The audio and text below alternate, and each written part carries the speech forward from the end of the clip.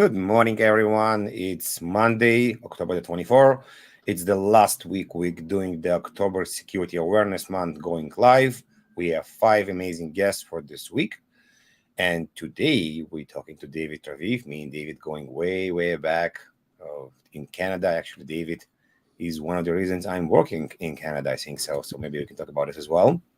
David, always a pleasure. You've been doing live shows much longer than me, and you were one of my inspirations. That's why I have the black background as well, only because of you.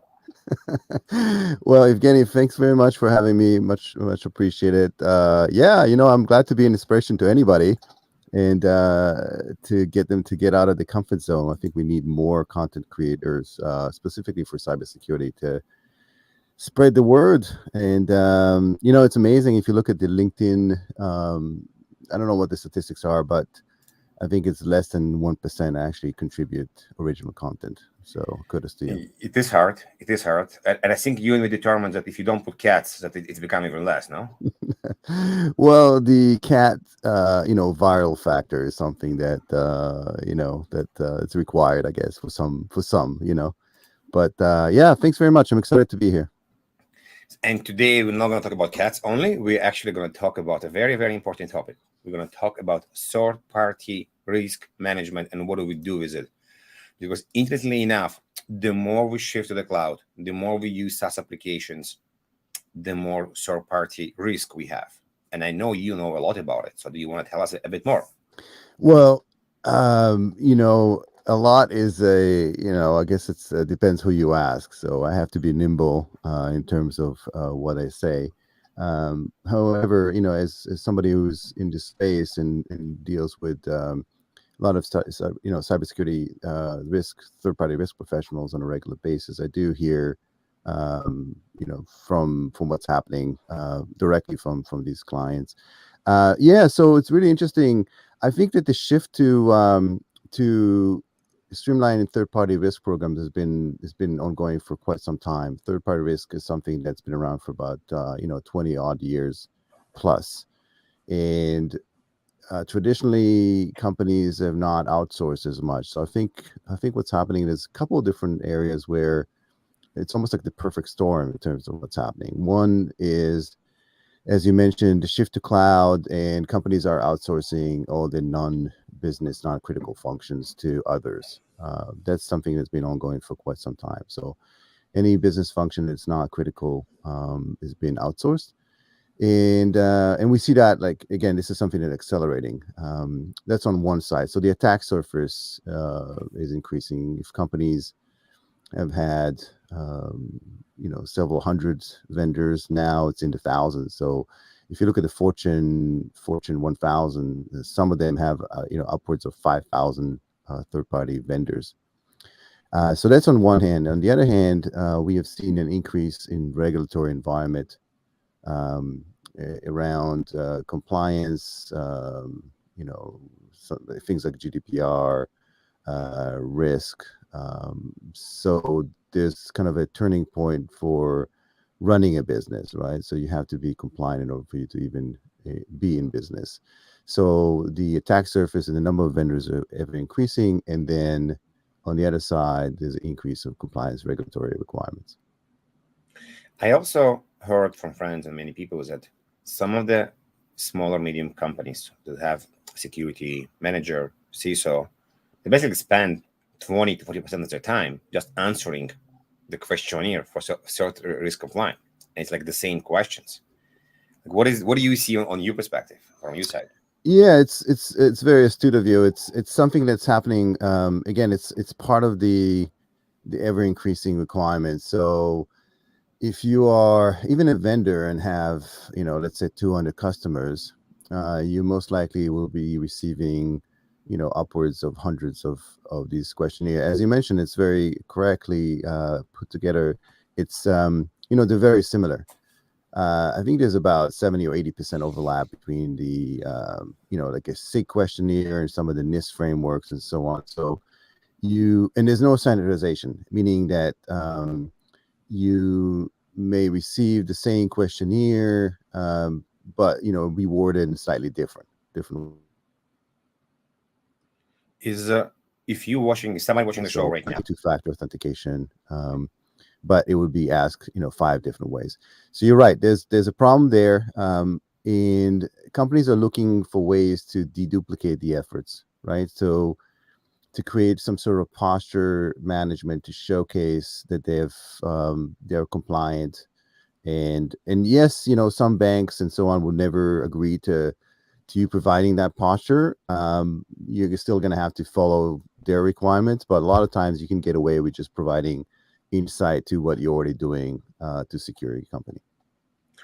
if somebody watching the show right now and they're running a small medium business and they're starting working with customers and asking them these questions, is there any recommendation you can provide them that make it life easier a bit? Yes. So, just not to plug in Findings, but there are companies just like Findings and others that provide security posture management, meaning that they allow to be a trust center, meaning that you can provide a glimpse and controlled access to what you already done in your security posture, and do that in such a way that is deduplicate the effort. So meaning that once you answer a certain questionnaire and provided those questions, you can then now take those questions, either repopulate them in a new questionnaire using machine learning and NLP, or provide access to a previous questionnaire that you've already filled out.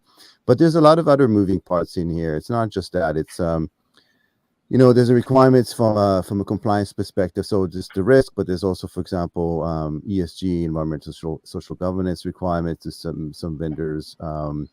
There is the ability to continuously monitor. So as you mentioned, these cloud providers, if you're using any kind of SaaS platform, there's a requirement to review that on a regular basis. So for example, if you're Azure or Amazon AWS user, you have to showcase that you are following certain threshold of security.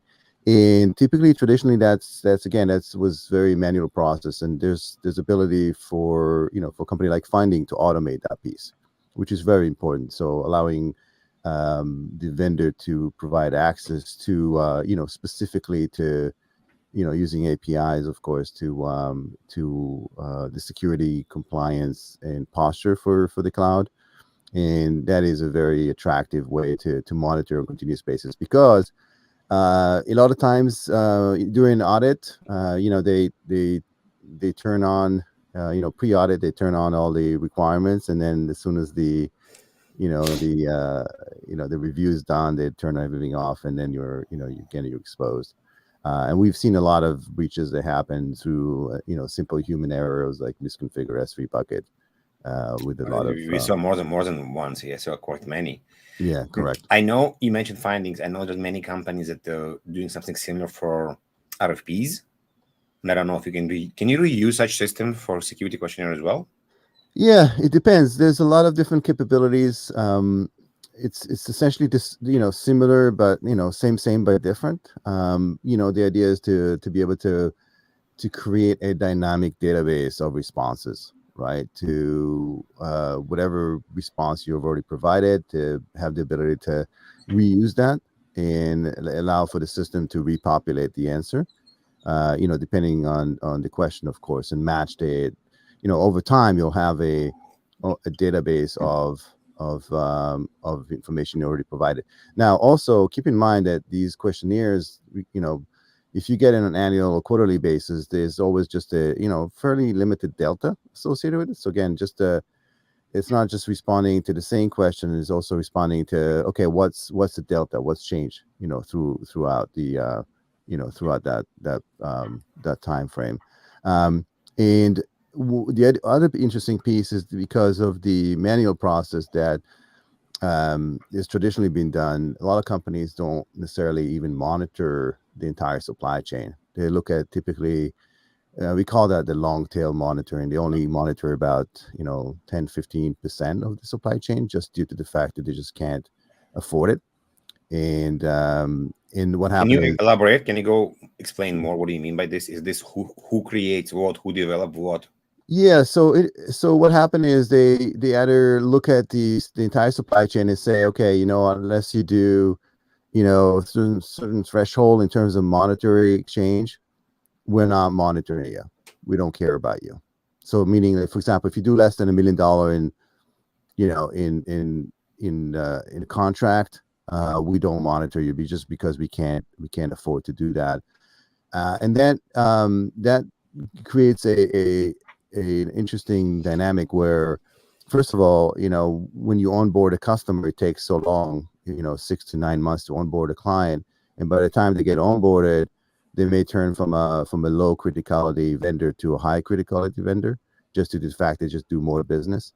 And also, especially in financials, for example, you know a vendor that doesn't do a lot of, there's low value on the contract, doesn't necessarily mean that it's a low risk. It can be a fintech vendor that actually has access to a lot of confidential information and is critical to your business from a risk perspective, but it flies under the radar just due to the fact that it's not, the monetary value is not high on the contract. So the idea is to, again, to um, be able to monitor the entire supply chain on a regular basis, do a continuous monitoring, as I mentioned, um, reviewing the security posture on a regular basis, and having a trust broker that allows you to have access to predetermined information. So, for example, if a vendor has SOC 2 report, right? How do you take that SOC 2 report, extract, because again, they're not all the same from a structure perspective. So instead of going through a 25 pages report, you have the ability to extract the critical information that you're looking for, and then match that with your requirements, and then be able to create like an immediate red flag. Okay, these are the top 2 or 3 items in the report that we need to monitor, and then be able to close the loop on that, and make sure that those items have been mitigated. And then imagine having 1,000 vendors with each one has certain documentation to provide. How would you be able to even keep up with the fact that some of these documentations, if not all, have an expiration date? Just think Makes about sense. that by itself. Like, how would you keep track of that? It's So probably all these, almost impossible. Yeah. yeah, there's so many different moving parts, and I think this is why organizations are not fulfilling the whole monitoring space, like in terms of be able to monitor the entire supply chain, and they just do it for partial. But it's not good enough. It's something that would have to be would absolutely have to be mitigated, and it will have to be changed over time. I think this is very much a trend that at least I'm seeing in the marketplace. Great. We have a small commercial break. So nobody's sponsoring the show, but if you do want to follow up what's happening next this week with who's presenting, we have Melissa and Alyssa Knight talking tomorrow about API. We have Nathan Brook from Axonius talking about assets. We have Dimitri Reitman from Sybits talking about SBOM 101 on Friday. Wednesday, it's still TBD. There was some small change. And also, if you want to follow the podcast I'm running, one of is Dimitri Reitman Security Architecture Podcast, and one running myself, Cyber Inspiration. All the links are on the link below. Great. David, let's, by the way, if you're watching right now or you're watching later on, feel free to ask questions. There's a way to comment here on LinkedIn. I know there's not a very good way to see right now who's here from LinkedIn, but if you're here, please make sure or feel free to ask a question as well. David, you mentioned about monitoring, and I've been thinking about this. Is this something like security scorecard, BitSight, or Black Kite, or some other way in people monitoring their vendors? Yes, so it's a great question. There's different ways, and monitoring means different things for different people, right? So first of all, what you just mentioned, yes, there's the open source intelligence OSINT monitoring, which is quite simply the ability to monitor your IP space and reviewing that, overlap with the, let's say, a stream of vulnerabilities. And when they overlap, it goes bing, and so it gives you an idea of how the organization is doing from an external perspective. Whether it's a misconfigured SSL certificate, whether they have vulnerabilities in some of the external facing infrastructure and so on. But there's a couple of issues with it. Is one is we've seen a lot of shared infrastructure, right? So the IP space may be not just yours, but it will be, so any vulnerability that's associated with your organization may not necessarily be true. So there's issues with that. And it's only, so the short answer is yes, you have to do that. And there's a lot of different ways to do that. For example, findings is agnostic in terms of, and I'll plug that in, agnostic in terms of what open source intelligence tool are using, whether it's security scorecard or others. And again, the idea is that you can plug in whatever tool you want and not necessarily have to be tied into something that you have to constantly do. But from a monitoring perspective, you also have to monitor internally. So, for example, software supply chain is a big deal these days. Are you using software that hasn't been reviewed from a risk perspective? You have to look at the internal, security posture. So it's not just the external piece. It's also the internal. So you have to have that kind of a 360 view, and then match that to your, to your security policy, and match that with your requirements, and figure out, okay, where is this vendor from a risk perspective? A vendor that has a particular, not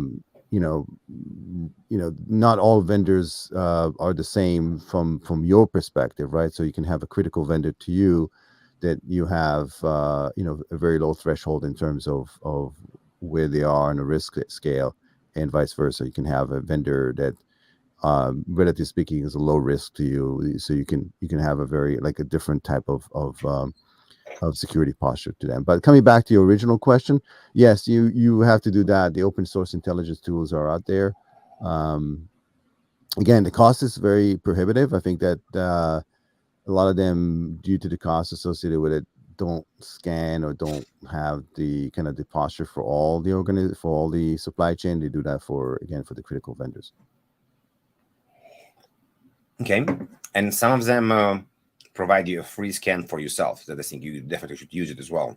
At least a minimal scan, but it's a relatively low effort. Yeah, for sure. So Yeah. self-assessment is a good point. It's something you should do anyway.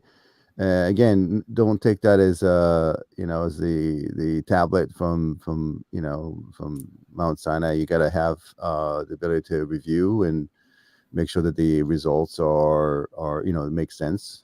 So, for example, if you have a malware lab that some organization do, and it shows up as big red light in terms of risk associated with your organization, just be aware that at least let the scanning vendor know that you are running this, and it's not penalizing you from a risk perspective.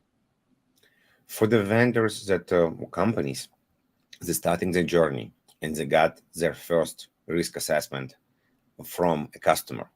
Because some people, for example, even in cybersecurity, a vendor in cybersecurity have a product, doing an amazing job. They're going to a customer says we want to buy it. Then that's cybersecurity, it could be financial as well. And then suddenly, after everybody agreed to buy, they get ask, we want to check you as who you are. And people are like, I didn't expect this. So what should I do? What will be your recommendation? Where to start? How to prepare better? So it's a great question. I think first and foremost, I think that having the proper security posture in place and all your ducks in a row, for example, if you're a SaaS vendor, having a SOC 2 compliance report, and having everything in place, it's a business enabler, right? So you have to make sure you have all of that, and the last thing you want to do is like have your security team scramble to provide all of that when there's a contract in place, right? So potentially looking, okay, there's a contract, you're about to sign a big deal, and all of a sudden the enterprise is coming back asking you for all those questions. So be prepared and do all of that prior to, and think about it as an advantage, a business advantage to enable higher velocity for business transactions.